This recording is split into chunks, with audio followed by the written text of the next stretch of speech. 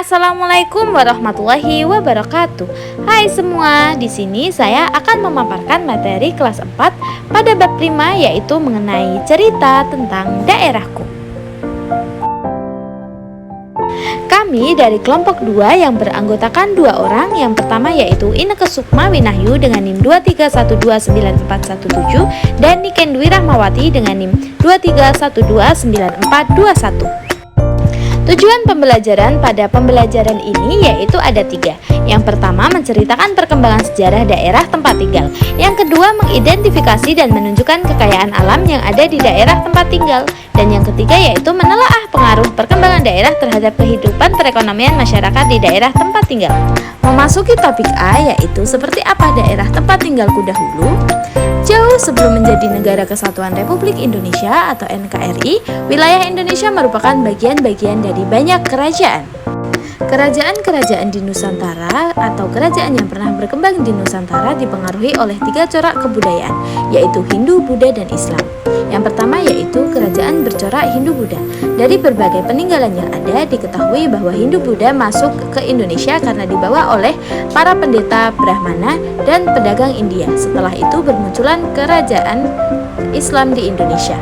Yang kedua yaitu kerajaan bercorak Islam. Agama Islam masuk ke Indonesia melalui para pedagang yang berasal dari Arab, Persia, dan Gujarat. Waktu itu kekuatan kerajaan Majapahit dan Sriwijaya sudah mulai melemah. Kerajaan-kerajaan yang berada di bawah kekuasaan mereka mulai melepaskan diri dari raja-rajanya untuk memeluk agama Islam. Setelah itu bermunculan kerajaan-kerajaan Islam di Indonesia. Dan berikut ini merupakan contoh dari kerajaan bercorak Hindu-Buddha yang pernah ada di Indonesia. Dapat adik-adik lihat bahwa di tabel terdapat nama kerajaan dan tahun kemunculan. Setelah itu ada pusat kekuasaan, ada nama raja, dan ada juga peninggalan sejarah. Yang selanjutnya ada kerajaan bercorak Hindu-Buddha dan terdapat juga kerajaan bercorak Islam.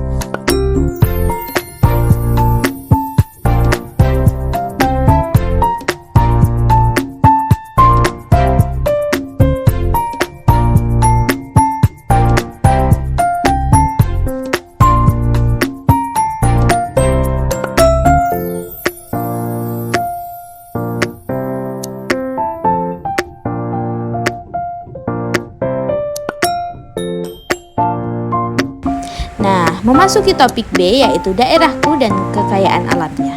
Sebagai contoh, Kabupaten Bima misalnya memiliki bentang alam yang terdiri dari dataran tinggi, rendah, dan beberapa daerah berbatasan langsung dengan lautan. Curah hujan yang rendah juga di dataran Kabupaten Bima. Bawang merah dapat tumbuh dan berkembang dengan baik. Bambu juga termasuk sumber daya alam yang banyak dimanfaatkan. Perabotan rumah tangga, perabotan dapur, dan juga dinding rumah terbuat dari bambu. Bukan hanya itu, bambu juga digunakan sebagai alat musik dan bahan untuk membuat mainan. Selanjutnya kita akan memasuki topik C, yaitu masyarakat di daerahku. Seiring dengan banyaknya pendatang yang masuk ke suatu daerah, perkembangan daerah pun menjadi banyak terjadi. Ada budaya yang mungkin juga berubah atau mengalami pergeseran. Kemudian muncullah istilah akulturasi dan asimilasi. Akulturasi adalah percampuran 2 kebudayaan atau lebih. Biasanya muncul karena masuknya unsur kebudayaan asing di suatu daerah. Contoh akulturasinya yaitu terdapat di Jawa terdapat wayang kulit yang merupakan akulturasi dari India, yaitu kisah Ramayana dan Mahabharata. Pertunjukan wayang kulit yang berasal dari Jawa namun dengan kisah cerita dari India. Sedangkan asimilasi adalah penyatuan atau pembaruan 2 kebudayaan asli menjadi kebudayaan baru. Biasanya terjadi karena adanya interaksi dalam waktu yang lama sehingga menghasilkan kebudayaan campuran. Selanjutnya, berikut ini merupakan contoh asimilasi dari Indonesia, budaya baru, dan asing.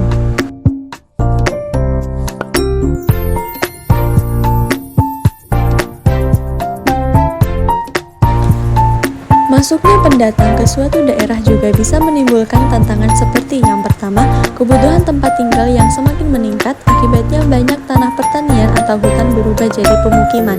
Yang kedua, menimbulkan masalah lingkungan seperti sampah yang menimbulkan penyakit.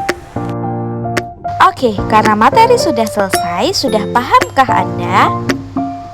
Jika sudah paham, sekian dari kami.